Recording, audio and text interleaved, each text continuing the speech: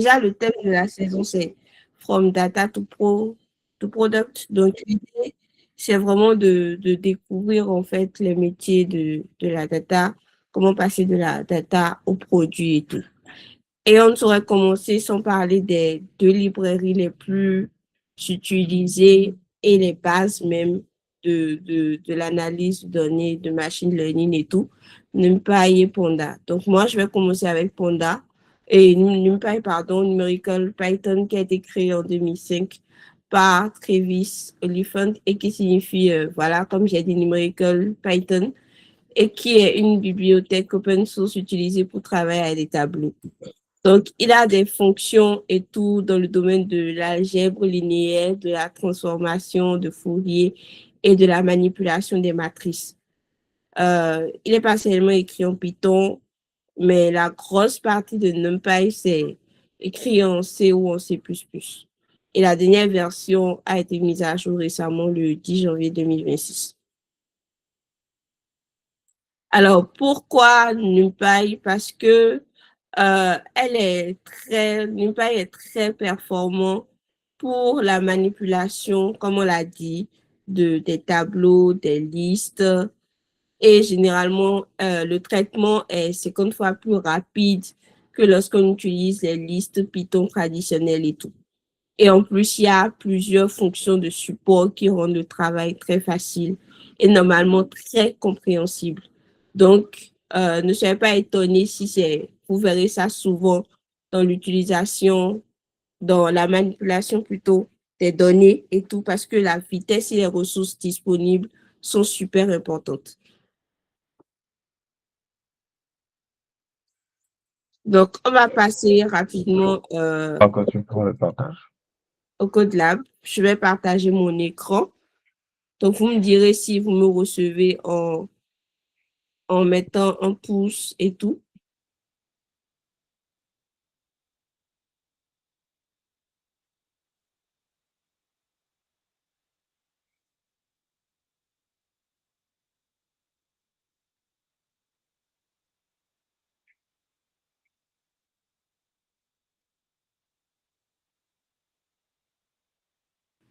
Vous voyez mon écran?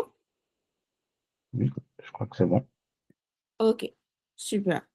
Alors, déjà, j'aurais aimé que ce soit un peu interactif et tout. Donc, je ne sais pas, est-ce que quelqu'un a déjà l'expérience de NumPy et qui voudrait bien partager ça avec nous avant qu'on ne débute?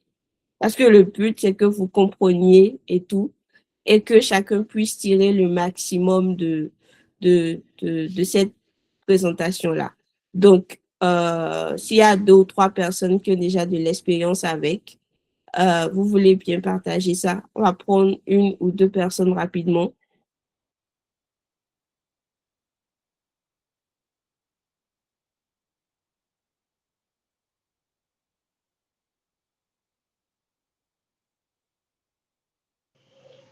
Pas d'expérience pour le moment, c'est ça?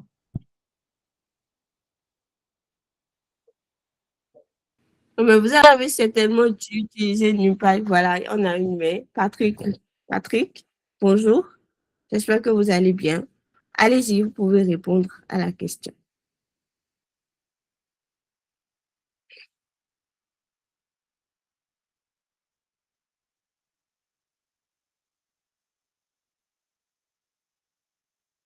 Si vous préférez, vous pouvez aussi écrire dans le chat, hein. Juste, c'est juste pour avoir une idée, en fait, des expériences que vous avez et tout.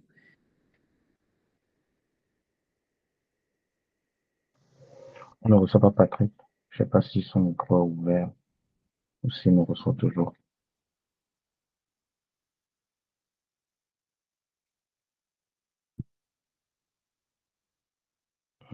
Toujours pas. OK. Bon, de toute façon, compte tenu de... de toute façon, il y aura la partie questions et tout. Donc,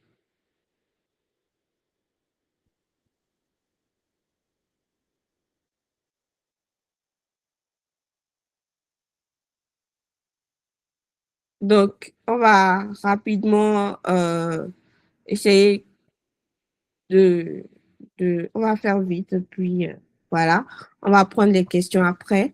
Donc, comme on vous l'expliquait tout à l'heure, NumPy est plus rapide, plus efficient et permet de faire beaucoup de choses avec les listes, les arrays et permet aussi de faire de l'algèbre linéaire.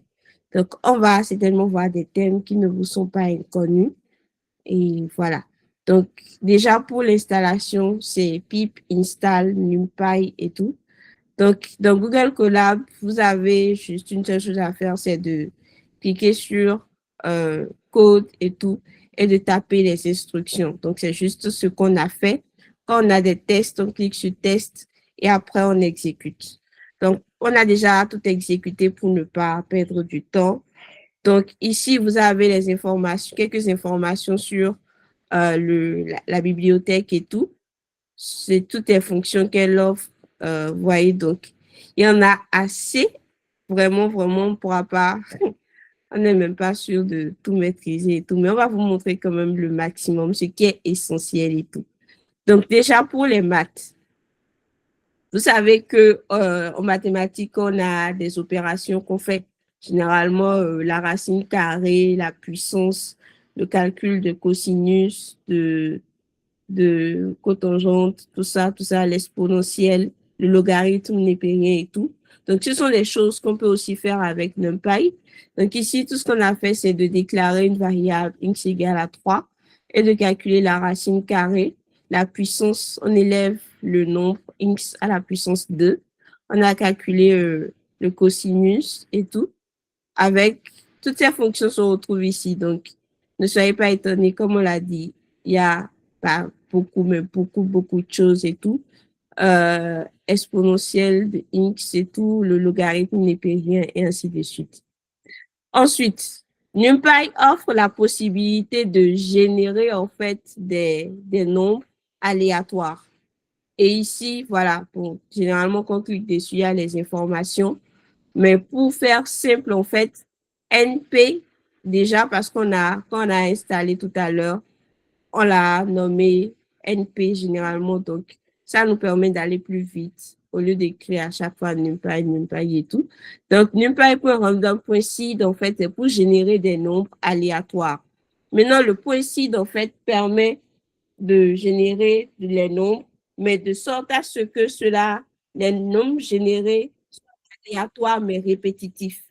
C'est-à-dire que quel que soit qu'on va vous partager le fichier et tout, vous aurez les mêmes résultats parce que les nombres générés seront les mêmes. Donc, si en fait fixe le point de départ du générateur de nombres aléatoires pour obtenir les mêmes nombres. Et c'est ce qui va nous permettre d'avancer et tout. Donc, ensuite, ce qui suit, c'est que nous avons fait un random.simple. On lui a demandé de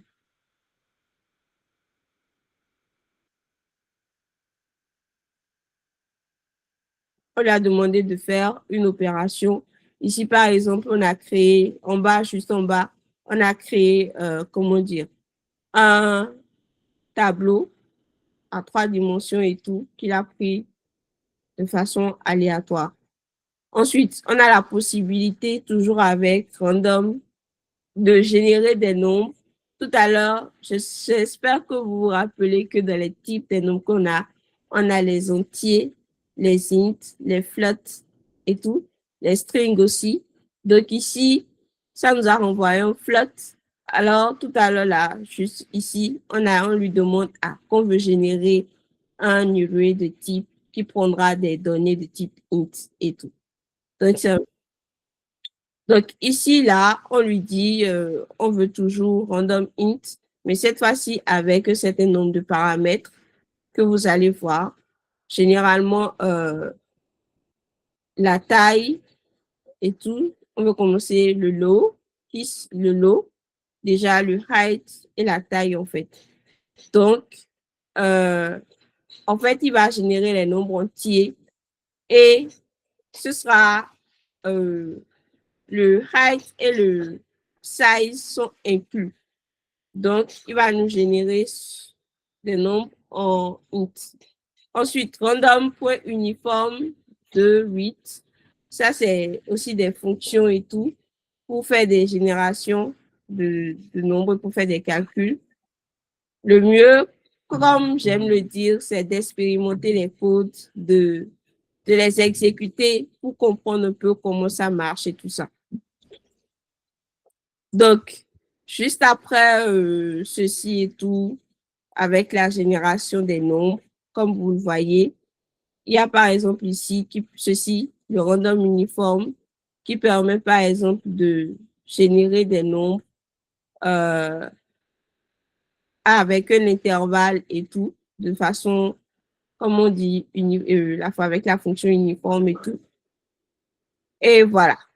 Donc, toujours avec round, on génère un tableau de type avec, quand vous voyez les paramètres comme ça, vous savez que le premier paramètre, c'est la ligne et le deuxième, c'est la colonne.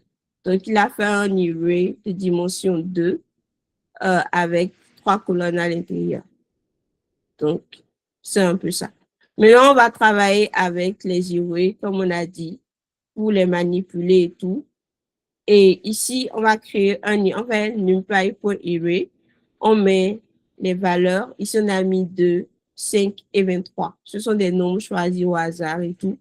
Donc, quand on exécute à l'affichage, il a bien créé son array. Ensuite, on va essayer un peu de faire aussi des listes multidimensionnelles. Ce qu'il faut retenir, c'est que NumPy aussi travaille avec des tableaux multidimensionnels.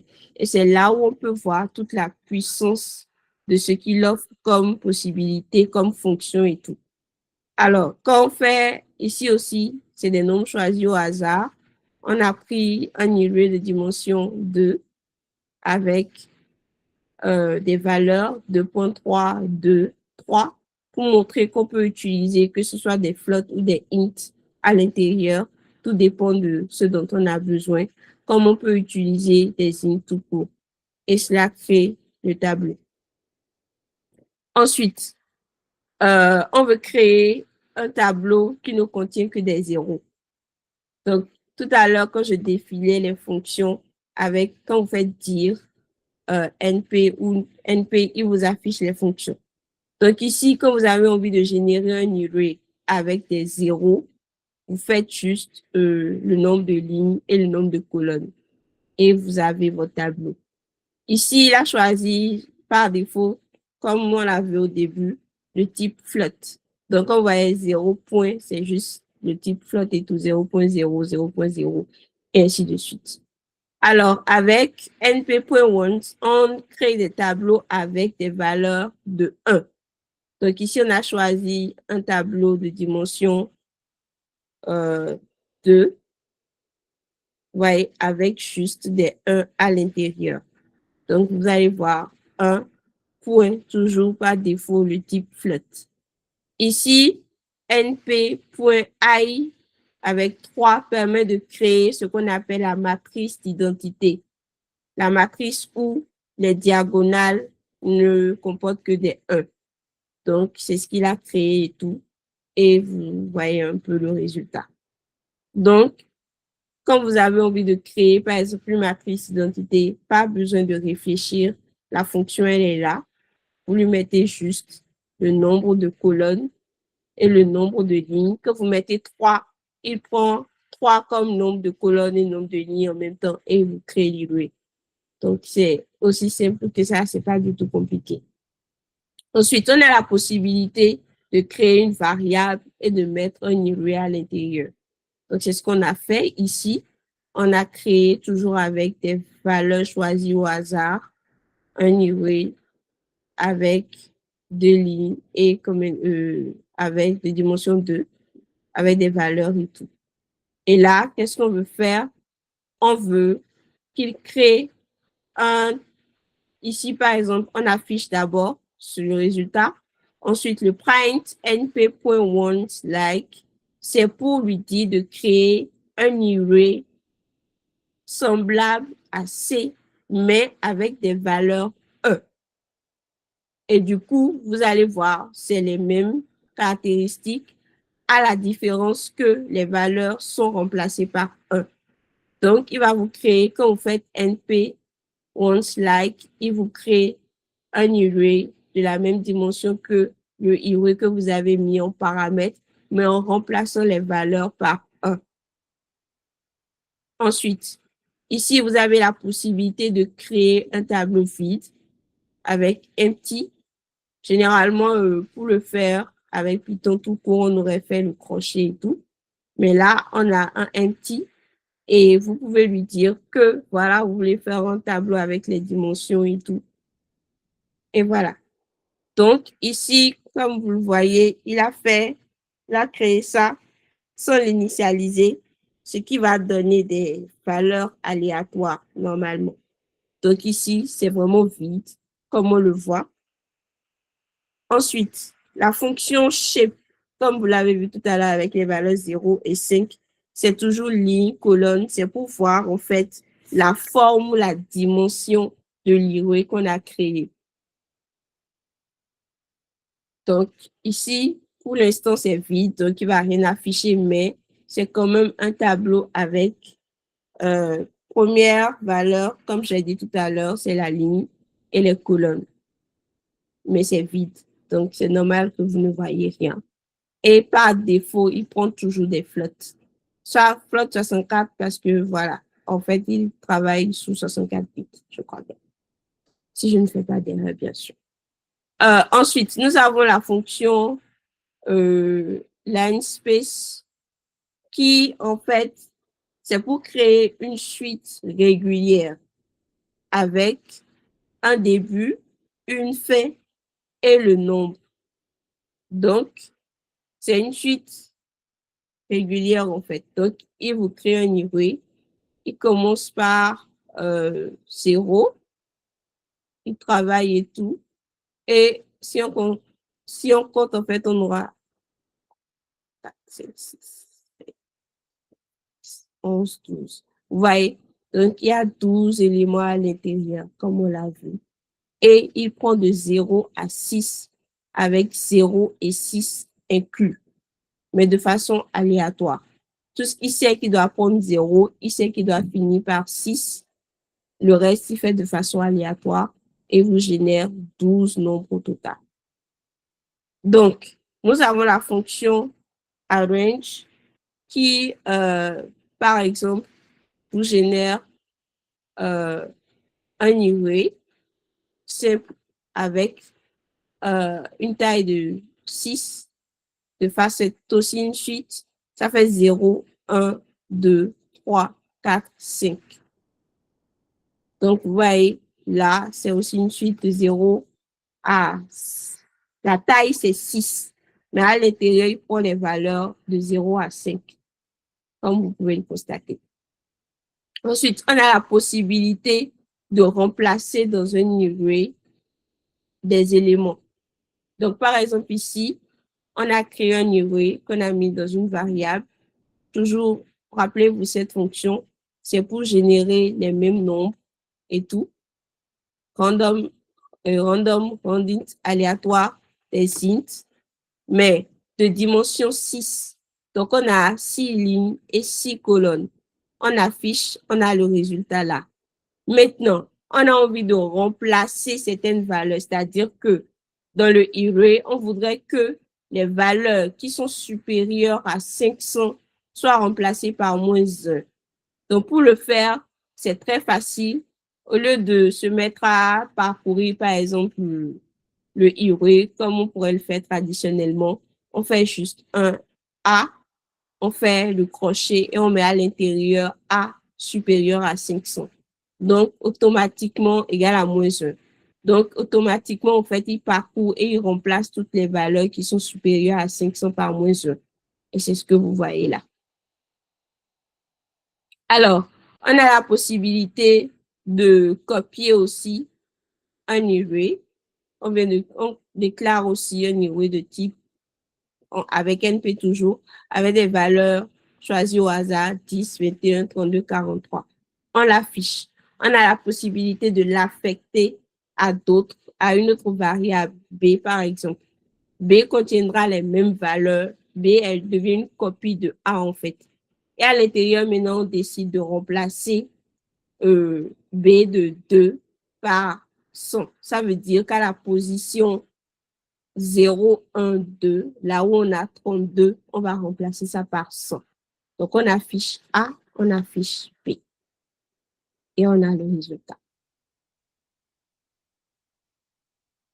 Donc, voilà une première façon de faire la copie. La deuxième façon, c'est la fonction copy, tout court, qui existe et qui permet de faire, on fait juste, on crée la variable, on fait A.copy et il copie. Et on fait la même chose que tout à l'heure et on aura toujours le même résultat. Alors, quelques opérations sur les arrays, par exemple, aller chercher les éléments. Il y a le slicing. C'est pour aller chercher un élément dans un array et tout. Donc, le slicing, moi, j'aime bien parce que ça permet d'écrire moins de code pour accéder à un élément. C'est simple, en fait. Ici, on a un array dans cet array-là, on a deux arrays. Vous voyez, 2. Ça, c'est 1. Regardez bien l'ordre des crochets, c'est important. Donc, à l'intérieur, en fait, il y a un array et il y a un autre. Et c'est pareil ici aussi. Donc, on a ceci. Du coup, pour la dimension, on aura dimension 2. 0, ceci, le premier correspond à 0 et le deuxième correspond à 1. Parce que comme les listes et tout, et comme les arrays traditionnels, NumPy aussi commence à compter à partir de 0 et 1. Donc, rappelez-vous, la fonction shape permet de voir la forme comment dire, la forme, en fait, de l'array. Et ici, on a affiché la forme dimension 2 et tout. Dimension 2. À l'intérieur, il y a 2 éléments encore. Donc, ça fait 2. Et les colonnes, on en a 3 à chaque fois. Donc, c'est ce que ça veut dire, en fait. On a créé un tableau de 2 dimensions. À l'intérieur, à l'intérieur de chaque, il y a 2 dimensions. Il y a 2 lignes. Et à l'intérieur, maintenant, il y a 3 colonnes. C'est aussi simple que ça. Donc, quand on va faire A1, 2 points, 2 points, il va afficher les éléments à partir de la position 1 et prendre tout le reste. Dans ce cas-ci, la position 1, comme on a dit tout à l'heure, le premier c'est 0 et le deuxième c'est 1. Donc, il va prendre tous les éléments de 1 et afficher. Et c'est exactement ce qui va se passer ici. Il va prendre tous les éléments de 1. C'est ça qui est là. Ensuite, on lui dit d'afficher 1. On obtiendra toujours le même résultat. Il va afficher cet array-là avec 100, 101, 102 et 110, 112, 113. Voilà. Ensuite, on a la possibilité de faire un A, toujours dans le slicing, en crochet 1 et 3 points. C'est la même chose que 2 points, 2 points. Alors, au lieu d'écrire 2 points, 2 points, on écrit juste 3 points et il fait la même chose en fait. Il prend le premier élément et il prend tout le reste avec. Donc, il va toujours nous récupérer ceci tranquillement. Voilà, et c'est le résultat qui est là. Ensuite, on a le flat. Le flat, en fait, c'est pour transformer un array en itérateur de dimension 1. Donc, c'est ce qui fait que là, vous avez tout de suite, quand on affiche le B, quand on fait B égale à A.flat, en fait, et on fait le print, par exemple, à la position 8, il transforme, en fait, le array en dimension. Ici aussi, c'est toujours du slicing, j'ai oublié de rappeler. Ici, ça compte à partir, tout à l'heure ici, ça prend du début. Quand on a cette forme-là, ça prend de la fin. Donc, ça va compter à partir de la fin et tout. Donc, ça fait les mêmes opérations. Ça prend de la fin juste de la droite vers la gauche. Et c'est la même chose aussi. Donc, le premier qu'on a vu tout à l'heure, c'est de la gauche vers la droite. Le second, maintenant, c'est de la droite vers la gauche. Les deux points remplacent 3 points. Voilà.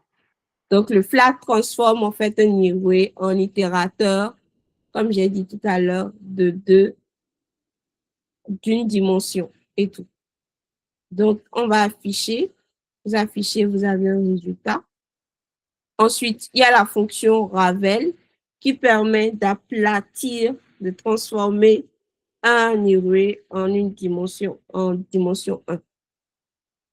Donc, c'est pour ça qu'ici, par exemple, on a ceci. Et après, on a la fonction reshape, toujours, qui change la forme du tableau sans modifier les valeurs. Autrement dit, on lui demande de faire ici 6 lignes et 2 colonnes.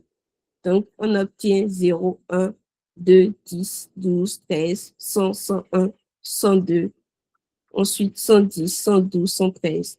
Il prend les valeurs dans l'ordre où ils sont venus, mais en changeant la forme. Ici, on lui a dit qu'on veut 6 lignes et 2 colonnes. Donc, il a changé. Donc, pour changer la forme de votre array, vous utilisez shape. Ensuite, on continue toujours sur la manipulation des arrays. Tout à l'heure, on vous a montré comment on crée un tableau vide. On a la possibilité, comme avec les listes, d'utiliser la fonction append pour ajouter un élément à la fin du tableau et tout.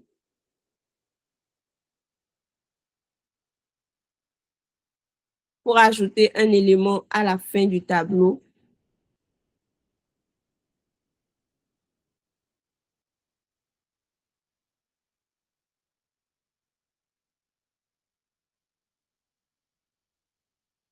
Voilà. Donc, à ce niveau, par exemple, de cette array, donc on va ajouter ceci, 0, 1, 3. Ici, on a la possibilité de préciser l'axis et tout. Quand c'est 0, voilà. Donc, on a fait 3 exemples et tout. Donc, ici, quand c'est 0, il prend la ligne et tout. Et quand c'est 1, il ajoute une colonne, en fait. Donc, ici, on a fait la même opération et tout. On a ajouté à la fin de array maintenant 0, 0. Donc, comme on a précisé que c'est 1, il ajoute ça sur la colonne. Donc, 0 correspond à ligne et 1 correspond à colonne. Et il a fait la même chose, il a ajouté. On a la possibilité de faire les tris et les opérations sur les arrays aussi, multidimensionnels toujours, en utilisant les fonctions somme pour calculer la somme des éléments. On a la recherche du minimum, du maximum, le minimum sur la ligne, le minimum sur la colonne. On peut récupérer l'index de l'élément maximum, l'index de l'élément minimum. Donc, c'est tout ça là qu'on peut faire et tout. Les fonctions. Donc, vous avez juste à tester et tout. Ensuite, on peut trier en fait en faisant, quand on fait le tri, ça va ranger les nombres du plus grand vers le plus petit et ainsi de suite. Donc, tout à l'heure, on a fait la même chose. On a copié, on a fait le sort et on a obtenu le même résultat. Donc, le sort permet de trier. Quand on ne précise rien, comme après le array, il fait ça dans l'ordre croissant. Donc, ici, c'est toujours la même chose. On peut utiliser le slicing toujours. C'est ça que moi j'aime bien dans le slicing, c'est que le slicing permet, avec le slicing, on peut faire d'autres manipulations. Comme on le voit ici, on peut faire le tri, par exemple, sur cet array-là.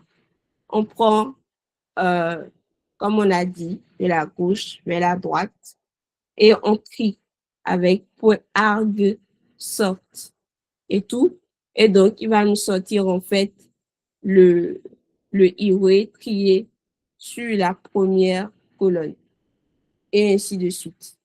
Donc, c'est la magie du slicing. Dans un slicing, on peut avoir un autre slicing. C'est vraiment la magie. Donc, c'est des manipulations que vous devez faire pour pouvoir comprendre un peu comment ça marche. Et ici, il y a les opérations mathématiques. On peut prendre un Iwe et faire des opérations. Quand on fait plus, on fait plus 1, il ajoute 1 à tous les éléments. Quand on fait x3, on fait x3 pour tous les éléments. Quand on fait la puissance, ici, 2, 2 astérisques, c'est puissance et tout. Et on peut même calculer le logarithme népérien avec le sinus et autres. Voilà, ce sont des opérations qu'on a choisies au hasard pour montrer que c'est possible, en fait, d'impliquer plusieurs opérations dans un niveau. Donc, de la même façon, on peut faire l'addition, la soustraction, la multiplication, la division décimale. Ça, c'est pas la division entière. Ouais. Et la puissance aussi, toujours. Ensuite, on peut faire la multiplication de matrices et tout. Ici, on a généré une matrice avec des valeurs 1, de 5 lignes et de 3 colonnes. La seconde, c'est 3 lignes et 2 colonnes. Et on décide de faire des opérations, de faire un dot. Ça fait la multiplication des deux. Et ça va donner un niveau de résultat C qu'on affiche. Donc, à chaque fois, il fait la multiplication et tout. Donc, c'est pareil ici aussi. Quand on fait A fois B, c'est toujours la même chose. Il fait la multiplication. Et il vous donne le résultat. Toujours avec, on peut faire des sélections, on peut faire, ici, on crée, pour vous rappeler la fonction, on peut faire un shuffle, le shuffling et tout. Et là, il vous fait un iré, il fait un tri, il vous crée l'iré, il trie. Après, il fait de façon aléatoire aussi. Il y a aussi les opérations de permutation qu'on peut faire et tout. Il permute les éléments comme il veut. C'est génial. Ensuite, les irés, tout à l'heure, on a vu les irés avec les nombres entiers et les flèches. Mais il y a aussi les irés avec des chaînes de caractères, des strings, comme on dit. Donc, vous pouvez créer vos irés de type string et tout. On a pris quelques exemples et tout pour créer, pour que vous puissiez voir, et ainsi de suite. Donc, après, on a essayé de voir quelques différences entre les listes normales et les irés de type NumPy et tout, pour montrer en fait la puissance vraiment de ce qui se passe. Donc, tout ça, en fait, c'est à exécuter, à comparer pour que vous puissiez voir maintenant quelle est vraiment la différence entre les deux. Donc, voilà, je pense que j'ai fini. Je ne sais pas si vous avez des questions et tout, ou si vous m'avez suivi déjà. Parce que, ouais.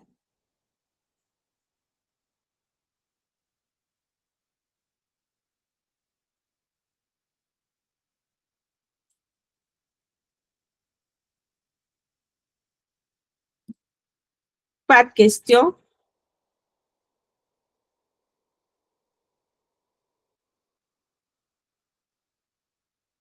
Pas de questions, bien, vous préférez peut-être avoir le fichier, le temps de parcourir et tout, de reprendre les codes et de voir comment ça marche. S'il n'y a pas de questions, je pense que j'ai fini ma part. Normalement, tout le monde devrait connaître mon visage parce que j'ai l'habitude de faire des limites et tout.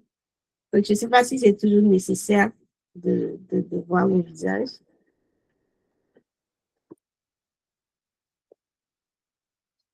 OK, donc comme personne n'a fait signe, c'est bon pour moi. Donc, je vais laisser Nobel.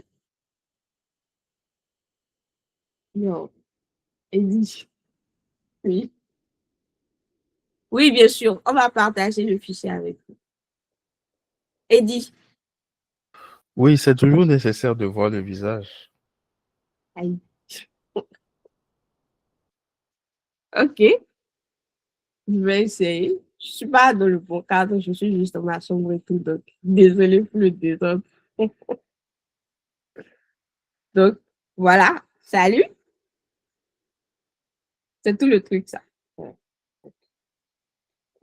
Ouais, je reconnais français et tout. Voilà.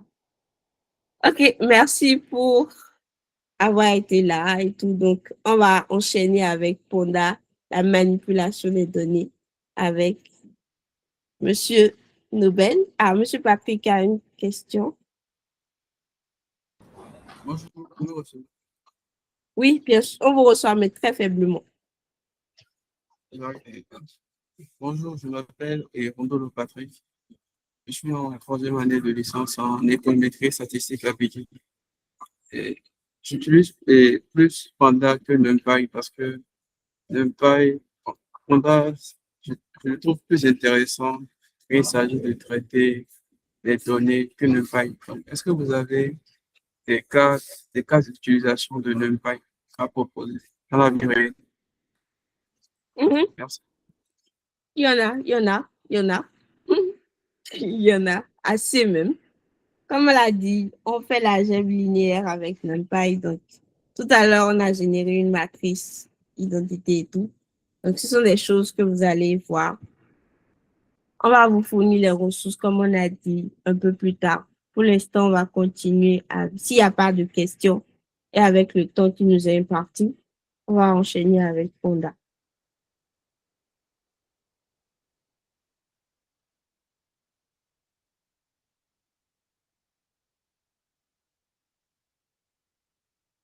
Nobel? Oui, je suis là. Je peux reprendre la présentation. OK. Donc, nous vous présentons le lead de Password Data Lab, Nobel Agos, software engineer à Jamo. Et il est, bon, on dit data scientist enthousiaste. Mais c'est comme ça qu'il se définit. Mais il est plus fort que ça. Donc, c'est lui qui va vous présenter Panda et tout. C'est sans aucun doute l'une des rares fois où il apparaît.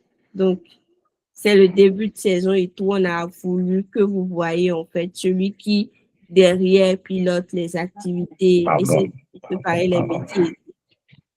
Il n'y a pas de pardon. Donc, c'est lui qui gère en fait les activités de Password Data Lab, les métiers, tout ça, tout ça. Donc, il va Je vous suis pas seul dans l'équipe. On a Eddie, on a Abraham, on a Josephine. présenter. Ça, Ok, super. donc merci à tous d'être là déjà. Donc on va passer sur Panda. Déjà, pour avoir une petite réponse aussi à Patrick, je crois, oui, par rapport à la question. C'est un cas d'utilisation réel aussi de NumPy, c'est aussi pour le traitement des images. Merci beaucoup, Eddy. Pour le traitement des images, parce que généralement, on nous fournit des images. Les images sont considérées comme des matrices. Bon, ce n'est pas le cas ici, mais peut-être à la prochaine session, lorsqu'on aura un peu plus de temps, on va parler de ça. Les images sont fournies comme une matrice. Donc, récupérer l'image en tant que matrice, vu qu'on sait que une couleur, généralement, c'est du RGB, avec peut-être une densité au niveau de l'accentuation de la couleur. Donc, on a le R pour le red, le G pour le green et le B pour le blue, je crois.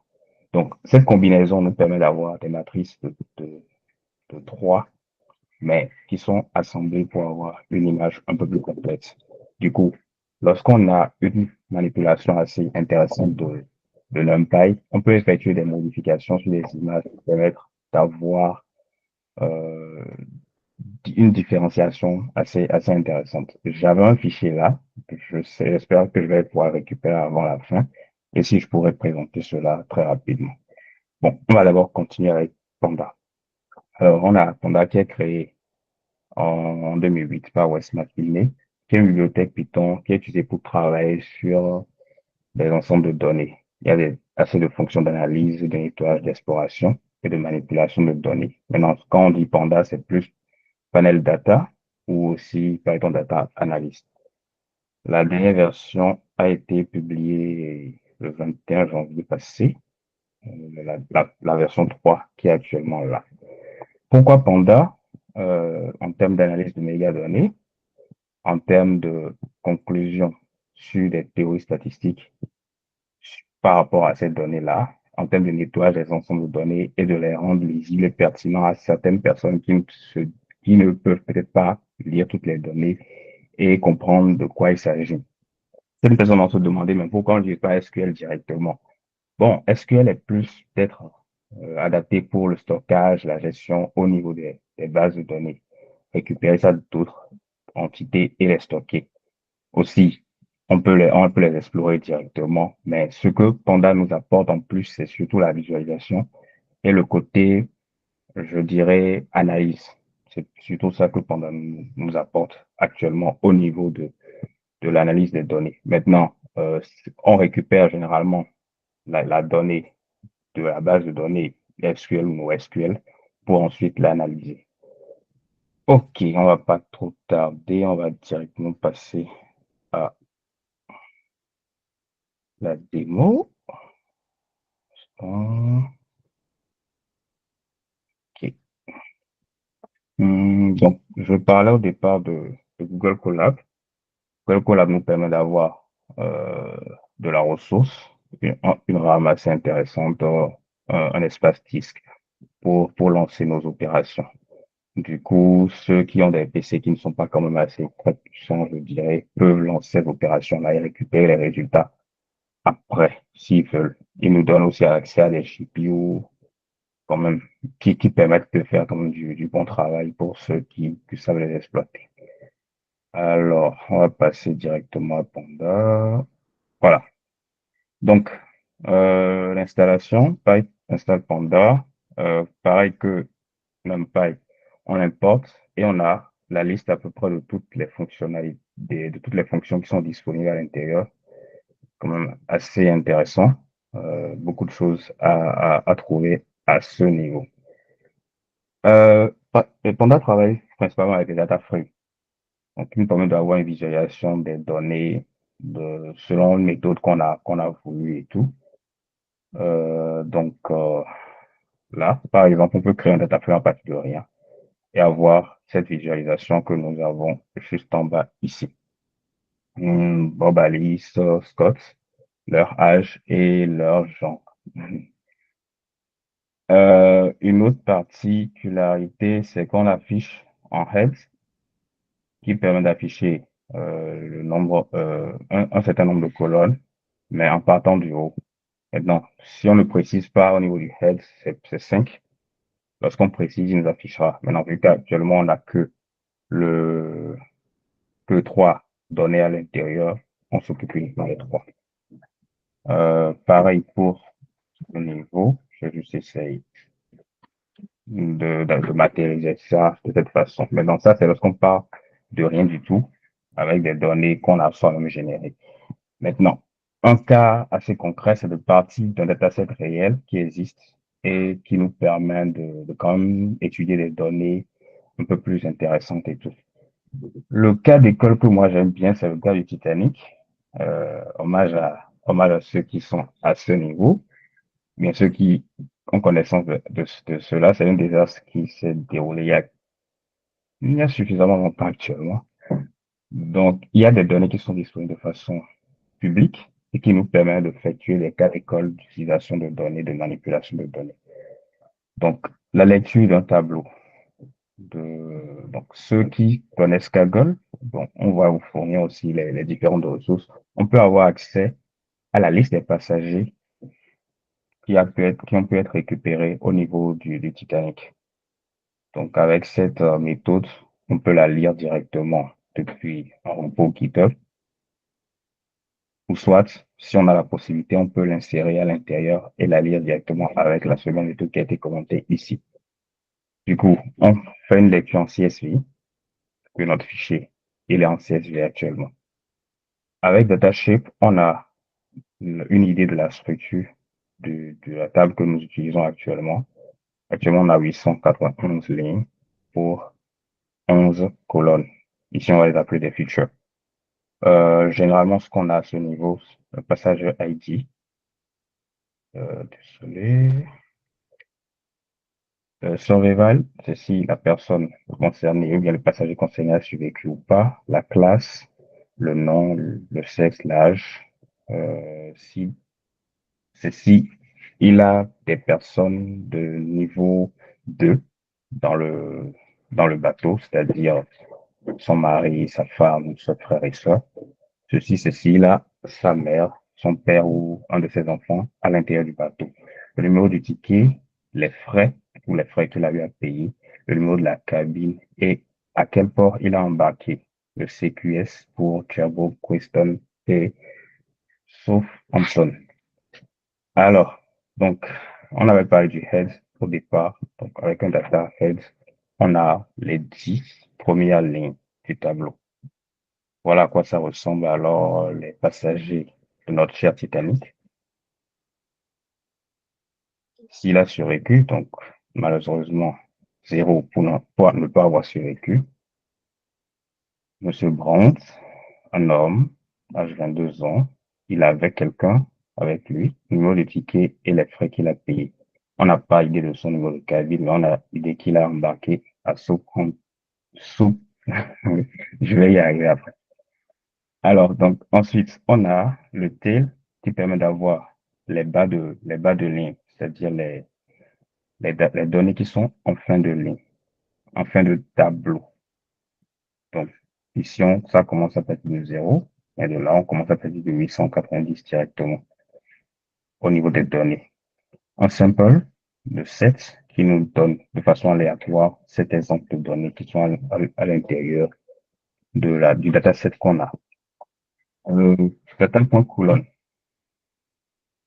Oui, je crois que Jospin va fournir un lien qui permettra de vous enregistrer avec vos emails et on vous enverra des invitations pour partager le fichier directement. Ça sera fait de cette façon. Donc, Jospin, si tu peux aider par rapport à ça. Donc, on continue. On a data colonne qui affiche toutes les colonnes qui sont disponibles. Donc, j'avais déjà fait les détails au départ et ensuite, on peut préciser quelle est la colonne qu'on veut. Donc, lorsqu'on fait un moins 2, c'est qu'on commence à compter à partir de la droite et on fait le décompte moins 1, moins 2 pour sortir cabine. Si je mettais 0, c'est qu'on va avoir survivé. Alors, data info. Data info, c'est très intéressant. Ça nous permet d'avoir à peu près tout des informations concernant les données qui sont à l'intérieur. Donc, les colonnes, leur ordre d'arrivage, le nombre non nul à l'intérieur et le type de données qu'on a à ce niveau. Le type de données pour savoir comment on les manipule, parce que la manipulation d'un int et la manipulation d'un objet, c'est pas pareil. Du coup, ensuite, les types qui sont à l'intérieur et l'utilisation de la mémoire qui est utilisée. La mémoire qui est utilisée à ce niveau. Alors, l'extraction des colonnes, data.name, on obtient les noms uniquement, ou bien les informations de la colonne nom. Au niveau de cela, data, en précisant les colonnes, on obtient exactement ce qu'on veut. Donc, c'est l'équivalent à peu près d'un select avec les colonnes détaillées, mais de cette façon un peu plus approfondie et tout. Data lock, un peu comme ce qu'on avait eu dans NumPy tout à l'heure. Name cabine, il prend de name à cabine toutes les colonnes qui sont à l'intérieur en incluant les mêmes. Si je retire par exemple cabine et que je mets ticket, il va s'arrêter ici en prenant ceux qui sont à l'intérieur. Je mets âge, c'est qu'il prendra de âge pour ticket, par exemple, ou bien pour cabine. Donc, ça permet d'avoir de la facilité à manipuler les données de cette façon. iLock qui nous permet d'avoir une ligne précise. Donc, on lui demande d'avoir la ligne 99 et de récupérer les données qui sont à l'intérieur. Donc, à la ligne 99, par exemple, on sait qu'il n'a pas survécu, qu'il est de classe 2, son nom, le sexe et toutes les informations à l'intérieur directement. De la même façon, à iLock, en précisant le nombre de départ et le nombre d'arrivées, on a de 92 à 98 toutes les informations de ceux qui sont à l'intérieur. Ça, c'est super bien, c'est super intéressant. iLock combiné avec le name et tout, on obtient la même chose, mais avec précisément les, les, les colonnes qu'on voudrait. Et bon, dans tous les sens, en fait, ça donne le même résultat. On passe ensuite à d'autres manipulations, les copies. Data, on copie la data, on drop les âges et on les affiche. Donc, on n'a pas modifié la data de la première tableau. On modifie le second en enlevant tout ce qui est âge. Du coup, peu importe ce qu'on va faire avec data 1, on n'aura plus âge au niveau des éléments. Ça permet de faire du nettoyage, surtout lorsqu'on a des données qui ne sont pas assez potables à utiliser, des données qui sont vraiment très inutiles. On pourra avoir cela. Data, on fait une copie, on combine le drop avec du lock et parse, c'est-à-dire qu'il prendra tout ce qui est après parse et le supprime. Donc là, parse, ça commence d'ici et tout ce qui est là sera supprimé. Il va garder uniquement tout ce qui vient après. Donc, si à partir de parse, on n'a pas besoin de ces données, on ne les aura pas dans le tableau qui va suivre. Même chose. Au niveau de la troisième copie, c'est qu'on effectue alors un range en fonction des colonnes qu'on voudrait. Donc, plusieurs façons en fait de manipuler les données de de cette méthode. On peut aussi faire des calculs directement au niveau au niveau des données. On veut avoir le double de l'âge. Donc, on rajoute une colonne directement et on lui dit que on veut avoir dans cette colonne double âge le double de l'âge considéré en faisant bien sûr la méthode x2. Du coup, on a l'âge là et le double qui est là directement. Ça permet de faire après de l'analyse. On veut la moyenne des âges. Est-ce que telle personne a une moyenne supérieure? Telle personne a un âge supérieur à la moyenne. On pourra avoir toutes ces informations-là. Maintenant, la concaténation, on veut rajouter directement les données qui n'étaient pas présentes par hasard ou bien les données tests. Comme au préalable, on ajoute le tableau avec la copie qu'on avait fait tout à l'heure. Et là, je crée une ligne avec John Doe que je rajoute en essayant d'avoir les informations possibles, mais peut-être je peux aussi manquer d'autres informations. Le rename, on renomme les colonnes, on a une copie, on voit que les colonnes ne sont pas assez intéressantes pour nous. On peut directement renommer cela et avoir en fonction de ce qu'on veut en fait. On va passer à peut-être de l'analyse directe. Data is null, any. Donc, est-ce que parmi les données qu'on a, certains sont nuls? Oui. Ça permet de savoir est-ce que de quantifier en fait la qualité du dataset qu'on a. Donc, un dataset qui a beaucoup d'éléments nuls, parfois, c'est pas forcément de bonne qualité. Il faudra faire beaucoup de nettoyage pour obtenir finalement un dataset qui est utilisable. Donc, en faisant data is null sum, on a à peu près quelle quantité d'informations nulles dans ces éléments. Donc là, on sait que ce il n'y a pas de nul dedans, mais âge, il y a 117 qui sont manquants. Cabine aussi, il y a 600 qui sont manquants. En bracket, il y en a 2. Donc ça permet de nous situer par rapport au nettoyage, qu'est-ce qu'il faudra faire à ce niveau. Maintenant, avoir la différenciation unique au niveau d'une data. Il permet de récupérer les valeurs uniques et ensuite de les compter. Qu'est-ce qu'on a d'unique à ce niveau? Qu'est-ce qui se répète? Combien de fois il se répète? Par exemple, est-ce qu'il se répète 644 fois? C'est qu'on a à ce niveau. Et bon, c'est à peu près ça là. Le filtre. Si on va parler du filtre, c'est plus mettre des conditions sur certaines colonnes. Par exemple, récupérer les 5 premiers dont l'âge est supérieur à 29 ans. Donc, tout cela sera récupéré directement là. Les 5 premiers dont l'âge est égal à 20 ans. Donc, on aura uniquement tous ceux dont l'âge est égal à 20 ans. Le sorting, toujours, l'âge en mode ascendant, petit ou plus grand, descendant, des choses du genre. Peut-être une query un peu plus complexe, c'est de voir tous ceux qui ont embarqué au point Q, dont l'âge est supérieur à 30 ans. Un peu comme en SQL, mais à la Panda. Donc, tous ceux-là auront le Q au niveau de embarqué et dont l'âge est forcément supérieur à 30 ans. Du coup, on peut combiner énormément de choses à ce niveau, mettre des iLock, mettre des agrégations à ce niveau pour avoir exactement ce qu'on veut. Maintenant, des choses un peu plus intéressantes en matière de statistiques, c'est d'avoir la moyenne des âges. On sait que c'est un désastre qui a eu lieu, mais on veut avoir peu la moyenne des âges de ceux qui étaient à l'intérieur du bateau. Donc, pas en classe.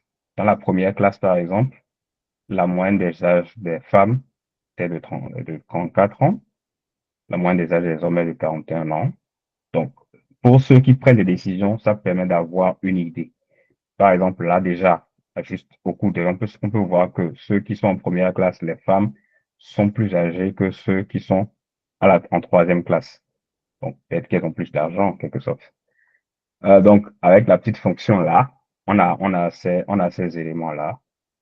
On récupère uniquement l'âge. On fait un groupe by la classe et le sexe et on récupère la moyenne avec le mean. Le round to, c'est ce qui permet d'avoir deux chiffres après la virgule. Round three et tout, on peut passer un peu plus. Maintenant, la moyenne de ceux qui ont survécu, femmes comme hommes, on a ça à ce niveau. Ça nous permet de voir déjà que il y a plus de femmes qui ont survécu que d'hommes. Ah, ils avaient raison à ce niveau. On va pas espérer grand-chose alors pour nous les hommes. Alors, un autre calcul pour les hommes, c'est les noms de passagers masculins le plus populaire. Ça, c'est un peu plus complexe. J'ai bien voulu faire ça pour qu'on puisse voir à peu près ce qui est possible. Une petite fonction pour extraire déjà le nom, parce que je sais pas si vous avez vu la table. Les noms ne sont pas écrits de façon uniforme. Donc, on a Connors, on a ensuite Mr. Patrick. Connors, nom de famille, Mister, le titre, et Patrick. Mais à l'intérieur, on a aussi d'autres cas comme des révérends, des masters, des colonels et autres. Je sais pas toutes les données là. Un instant. Non, je sais pas toutes les données. Bon, de toute façon, le plus important, c'est on récupère le first name en retirant tout ce qui est Mister, Master, Docteur, Révérend, Capitaine, Colonel, Major et tout cela. On les retire pour avoir uniquement le first name. Et de là, on va faire l'extraction et voir combien de fois se retrouve un nombre de façon précise. Du coup, à la fin de l'analyse, on considère que c'est William qui est le prénom le plus utilisé dans ces passagers-là, parce qu'on le retrouve 35 fois quand même parmi les passagers. Donc, assez intéressant comme petite statistique à voir. Donc, il y a beaucoup de William qui ont effectué de trajets ce jour-là sur le bateau. Ensuite, les statistiques descriptives au niveau de la donnée, le count, le nombre de lignes, pour savoir surtout ceux qui ne sont pas nuls et autres, ceux qui sont nuls et autres, surtout pour les données de type descriptif, qu'on peut compter en fait. Ensuite, la moyenne, je crois que c'est les cartes type ceci, STD. Le minimum, les 25% sont de quel côté? Donc là, par exemple, 25%, si on prend le 25%, c'est qu'on a 0, ils n'ont pas survécu. Les 50%, les 115%, on trouve plus de le maximum à ce niveau. Ensuite, on peut faire la description par colonne. Pour l'âge, par exemple, on récupère uniquement la description de l'âge. Le top qui permet de récupérer le, la description, mais en récupérant en fait les numéros de cabine. Je crois qu'on n'a pas travaillé avec ça. Voilà. les numéros de cabine qui, eux, ne sont pas chiffrés, mais on arrive à récupérer la description à leur niveau. Là, par exemple, chez 6, je crois que ça doit être le plus utilisé. Hmm, hmm, OK. La prochaine partie, c'est pour avoir ce résultat-là, c'est qu'on veut avoir la distribution des âges selon si la personne a survécu au drame ou s'il n'a pas survécu. Donc, pour nous permettre d'avoir en fait une courbe qui représente est-ce que cette personne-là, elle avait plus ou moins de chances de survivre ou bien si elle était dans une tranche d'âge donnée, quelle était sa, sa tranche d'âge par rapport à ceux qui ont survécu ou pas. Donc, on utilise la librairie Matplotlib, qui est une librairie aussi de Python, qui est vraiment utilisée pour afficher les diagrammes, les histogrammes et autres, et SNS pour la combinaison avec ça. Du coup, on a l'âge, qui est le premier critère, ensuite survived, puisqu'on veut savoir si la personne a survécu ou non. Et ça nous permet d'avoir le diagramme. Il récupère juste les données et il nous trace directement le diagramme en fonction de qui a survécu, de qui n'a pas survécu. Donc, on peut compter à ce niveau le nombre de ceux qui ont survécu, par exemple, d'une tranche d'âge donnée. Et on voit qu'à un moment donné, quand même, la ligne de rouge, qui sont les non-survivants, passe plus haut. C'est en cela, moi, je pense, Panda est légèrement plus, est super bien parce qu'il nous permet déjà, juste avec cette petite fonction, d'avoir un histogramme, un diagramme que quelqu'un qui est plus averti au niveau des décisions puisse prendre. Ça, c'est juste pour un cas déjà passé, mais ça peut déjà être pour des cas peut-être à venir. Un crash d'avion, un crash de train, pas forcément ça. En matière d'économie aussi, la tranche d'âge de personnes qui utilisent tel service financier. On sait que peut-être les jeunes utilisent plus le mobile money, bien les transactions bancaires sont utilisées plus par ceux qui sont en entreprise et autres. Donc, avec ces genres d'informations, on arrive à prendre des décisions de façon directe sur peut-être qu'il faudra proposer plus de mobile money aux personnes plus âgées pour leur permettre de rentrer plus dans les fonds ou bien proposer plus de services bancaires à d'autres personnes. Donc, c'est pas seulement pour ce genre de cas, mais ça s'applique aussi à beaucoup d'autres cas dans lesquels on a des données qui seront utilisées, qui sont visualisées pour de la prise de décision. C'est surtout pour ce niveau que c'est utile. Maintenant, ensuite, on a pour les frais, c'est-à-dire que ceux qui ont payé plus, est-ce qu'ils ont eu beaucoup plus de chances de suivre? Ça, c'est peut-être une décision qu'on peut prendre à partir de là. Donc, on constate que ça, c'est les frais. Donc, les frais quittent de 0 à 500, par exemple, et c'est le nombre de personnes par rapport à ceux qui ont survécu. Donc, on constate que ceux qui n'avaient rien payé n'ont pas survécu. Euh, désolé à eux. Mais on constate que la courbe devient très rapidement plus correcte lorsque les frais sont élevés. Du coup, ceux qui étaient peut-être en première classe et autres ont beaucoup plus de privilèges et peut-être plus de chances de s'en sortir à ce moment-là de la catastrophe. Donc, c'est beaucoup aussi intéressant lorsqu'on veut prendre une décision. Toujours, c'est plus orienté décision. Donc, est-ce que quelqu'un qui se dit, bon, finalement, est-ce que je paye plus pour être en première classe et autres? Bon, ça marche pas dans tous les cas, par rapport aux avions ou bien par rapport aux autres modes de transport, mais quand même, pour un poste des astres, ça permet de faire des statistiques et d'avoir des données. Je partage mon écran. Voilà, un instant.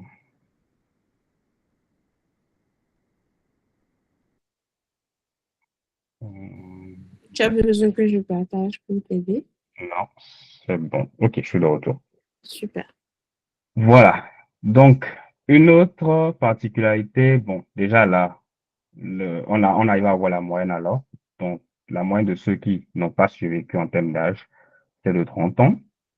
Ceux qui ont survécu de 28 ans, toujours là pour prendre les décisions. Donc, 28 ans, assez je dirais plus jeunes quand même, hein. Sinon, ils sont quand même très proches.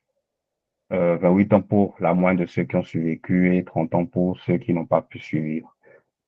Toujours, si on ramène ça au mode financier, la moyenne des gens qui utilisent du mobile money comparativement à ceux qui utilisent des services bancaires, un peu, je vais dire, old school et tout. Donc, avec cette moyenne-là, on peut se dire, bon, quelle est la tranche d'âge de ma clientèle, par exemple, si je veux proposer du mobile money, à qui est-ce que je le propose? Si je veux proposer de, des produits nouveaux ou bien des produits révolutionnaires sur les banques, à qui est-ce que je les propose? Donc, tout ça permet d'avoir quand même une visualisation, une idée assez claire des décisions à prendre au niveau de nos données en se basant sur les données déjà existantes. Le dataset est disponible de façon publique, c'est Kaggle.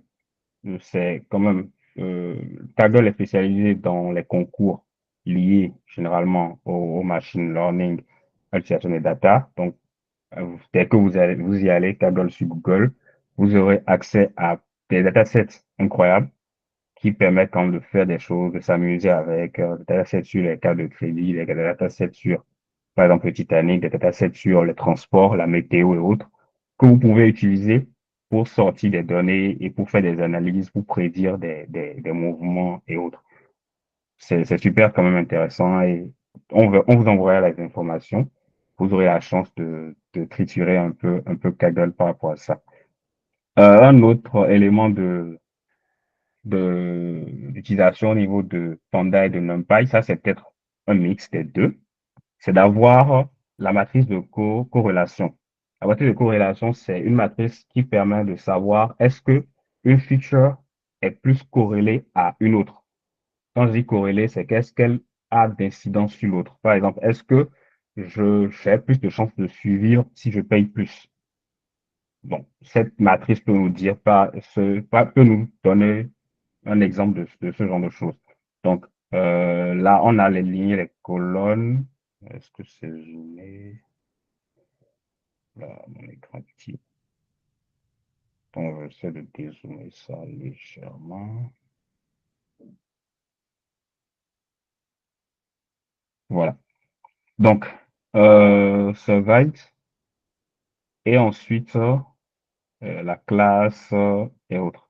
Donc, plus c'est corrélé, ça se rapproche de 1. Mais moins c'est corrélé, c'est qu'il n'y aura pas du tout ça se rapprochera plus de 0 en fait. Donc là, par exemple, on voit que ceux qui ont eu des parents, des proches à l'intérieur du bateau avaient beaucoup plus de chances de ne pas suivre parce qu'ils se disaient, bon, on va récupérer nos proches, on va peut-être les attendre et tout.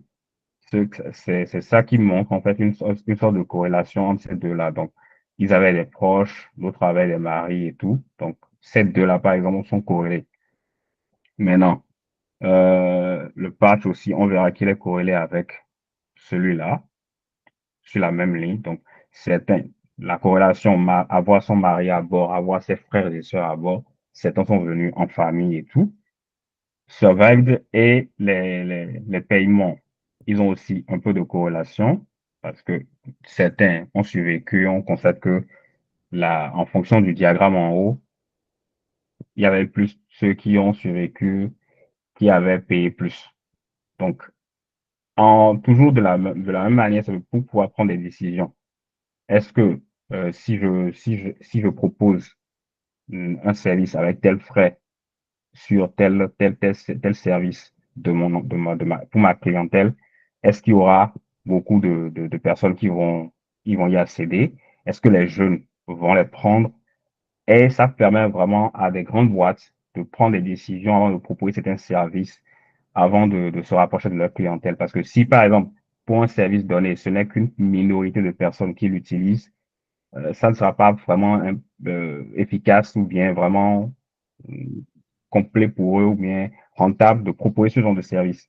Mais s'ils ont de la chance et la corrélation est très très forte et ils savent que pour une certaine marge de personnes, ils utilisent beaucoup ce service, ils vont toujours le proposer de nouveaux services basés sur ce même service-là pour avoir la chance d'accroître leur carnet d'adresse ou bien leur clientèle sur ce service. Donc, oui, une question.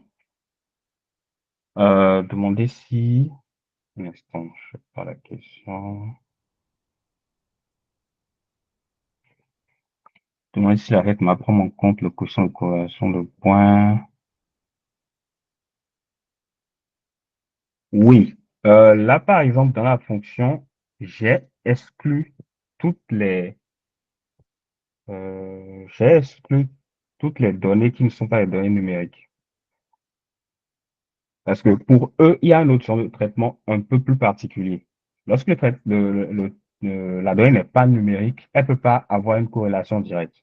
Il faudra la transformer en donnée numérique avant d'avoir la chance de faire sa matrice de corrélation. Du coup, juste pour cet exemple-là, j'ai tout simplement exclu. Donc, en utilisant catégorie colonne, ici, j'ai pris le type, ceux qui sont des objets. J'ai pris toutes les colonnes qui sont des objets. Donc, ça se print là nous donne tous ceux qui sont des objets, le name, le sexe, le ticket, cabine embarquée, qui ne sont pas des valeurs numériques. Donc, j'ai retiré ces colonnes-là de la data et j'ai utilisé maintenant tout le reste qui sont des valeurs numériques pour les sortir. Maintenant, si on veut avoir une corrélation avec ces objets-là, il faudra les transformer en valeurs numériques. Ça, c'est de la transformation. Bon, là, je vais pas parler de ça actuellement ici, mais pour ceux qui restent, ou bien pour ceux qui veulent toujours suivre, le prochain call sera, on va faire un pratique de nettoyage d'un dataset, je vais dire sale. Ça, j'annonce déjà ça comme ça, un dataset. On va prendre un gros dataset, ça, c'est pas assez gros. Un dataset assez sale, qui a des données, objets, des données manquantes et tout, et c'est de faire un nettoyage complet pour avoir au finish un dataset un peu plus propre, et ensuite faire une matrice de corrélation basée sur la majorité des fréquences qu'on a. Je ne sais pas si ça répond à ta question.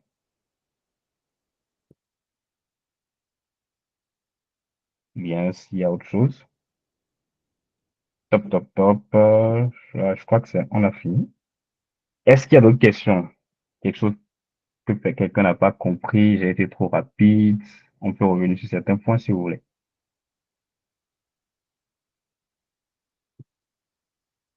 Bien, le père, ah, il est parti. Le père Abraham avait quelque chose à nous dire, je pensais. Il est parti apparemment.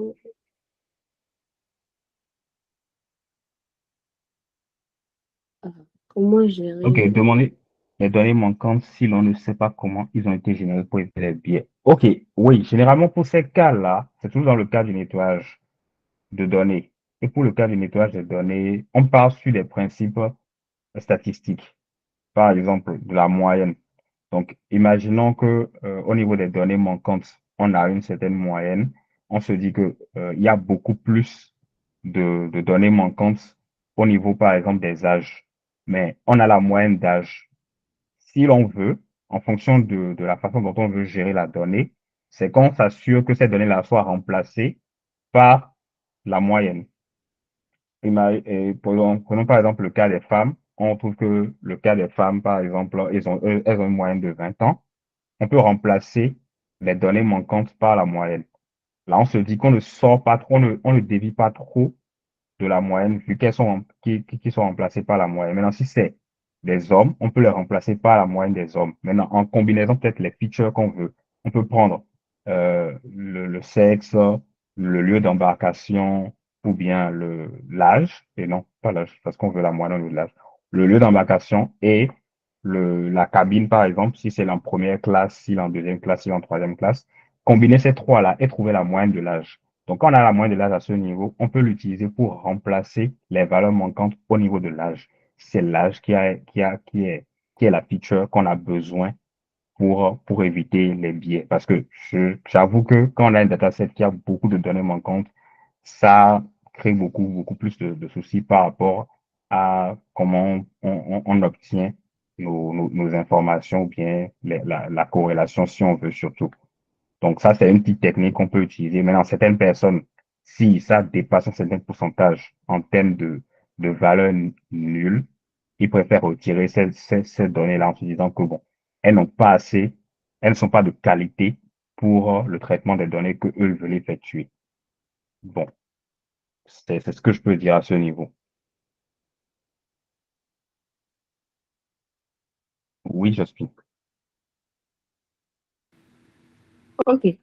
Par rapport à sa question, mis à part tout ce que tu as dit, j'aimerais ajouter que, en fait, justement, il y a le boss plot et il y a le roadmap qui permet de voir aussi si une variable n'est pas nulle, en fait, si les valeurs manquantes ne dépendent pas d'une variable, en fait.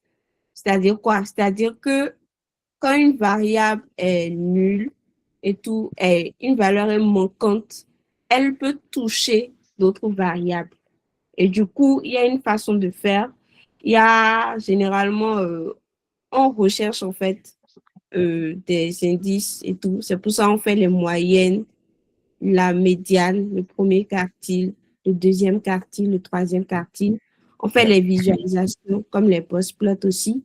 Et après, maintenant, au Quoi, lieu ces de éléments-là? et voilà, on peut faire des imputations. On peut regarder, par exemple, on peut en fait analyser, en fait. Tout est une question d'analyse aussi et tout. Et voilà. Donc, généralement, c'est ce qu'on fait, en fait. On remplace soit par la moyenne, soit par la médiane, soit on regarde si ces valeurs-là ne touchent pas d'autres valeurs pour ne pas les supprimer et ainsi de suite. Mais en général, c'est une question d'analyse et de voir un peu le dataset qui est en présence aussi.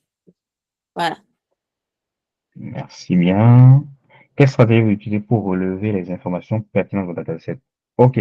Bon, ici par exemple, on n'a pas assez de données, donc je peux pas dire. La pertinence est surtout par rapport au résultat qu'on veut au finish. Là, par exemple, c'est peut-être juste pour analyser, je sais pas, entre la moyenne d'âge de ceux qui ont survécu, ce genre de choses. Donc, si on veut ça, c'est que si on se rend compte que l'âge, il n'y a pas du tout de données à ce niveau, il y a trop de données, c'est pas un dataset pertinent. Donc, pas trop de données, il n'y a pas du tout de données, c'est pas un dataset pertinent.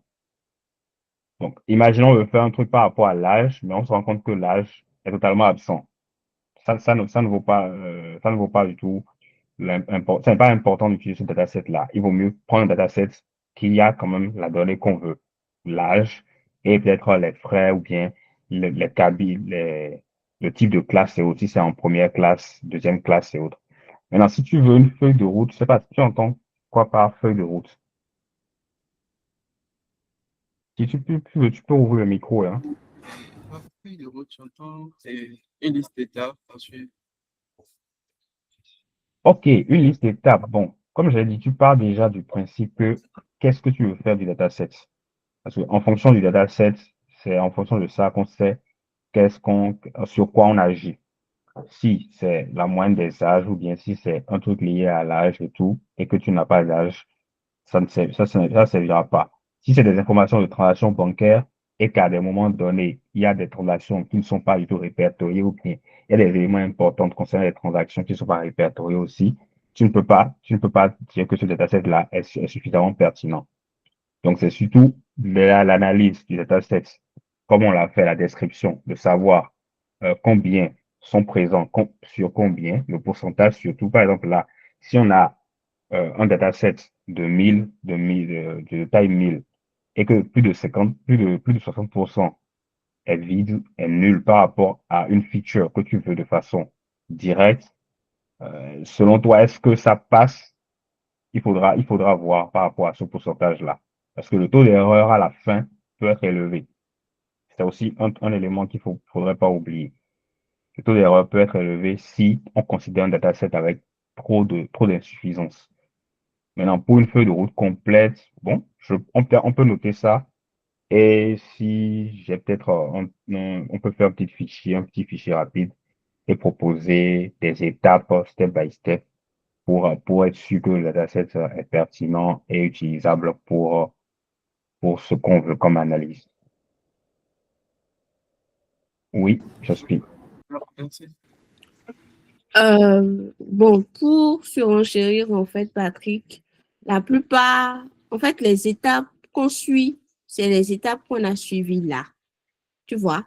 Maintenant, il y a d'autres, en fait, il y a ce qu'on appelle aussi, quand tu parles d'informations pertinentes du dataset, Je suppose que, par exemple, tu as envie de faire un dashboard et tout. C'est qu'il y a des visualisations qu'il faut faire et tirer certaines conclusions. Là, par exemple, il y a pas mal de conclusions qu'on peut tirer si on sait quelle, comment dire, visualisation faire, par exemple.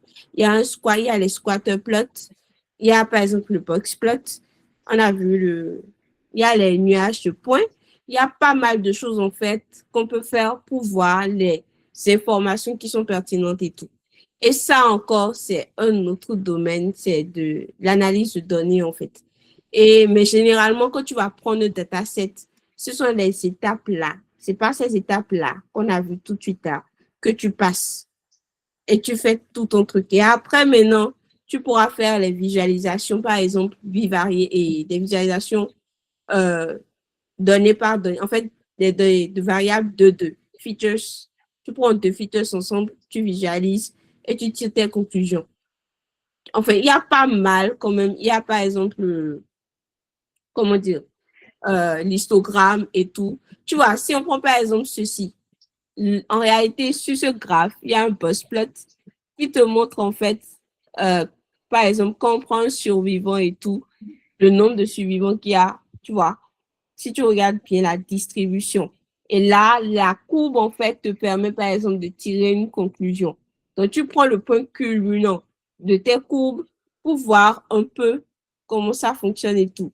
Et de l'autre côté, tu vas voir que les résultats ne sont pas forcément les mêmes parce qu'il y a des valeurs qui sont carrément nulles, en fait. Donc, chaque visualisation te montre quelque chose. Mais si tu ne sais pas comment l'interpréter, en fait, tu ne pourras pas. Donc, c'est là où intervient l'analyse des données et tout, les visualisations. On va voir comment faire pour vous fournir toutes les ressources qui sont liées à ça. Mais en général, quand tu prends un dataset, tu passes par les étapes là, obligatoirement. Sinon, tu ne pourras pas l'utiliser à bon escient.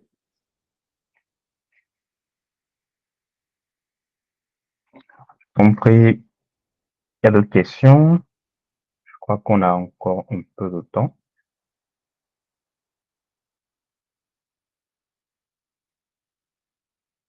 Je profite pour dire que j'ai mis dans le chat le lien du formulaire pour prendre des informations et tout par rapport à vos mails, si vous avez envie de participer, voilà. En tout cas, quand vous allez prendre connaissance du formulaire, ce serait bien de le remplir et tout, pour nous permettre de vous envoyer les ressources qu'on aura préparées et tout.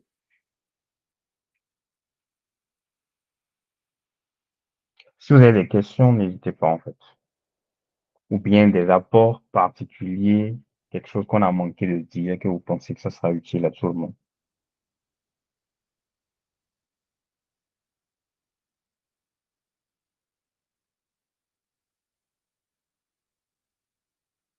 OK.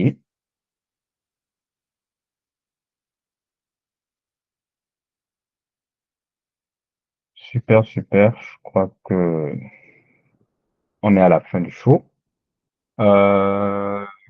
Eddie, tu as quelques mots pour nous? Bon, j'ai pas grand-chose à dire. C'est super que la nouvelle saison ait démarré et je félicite beaucoup l'équipe pour ce qui a été fait. Je remercie également les participants. Nobel, je vais te laisser finir. Merci.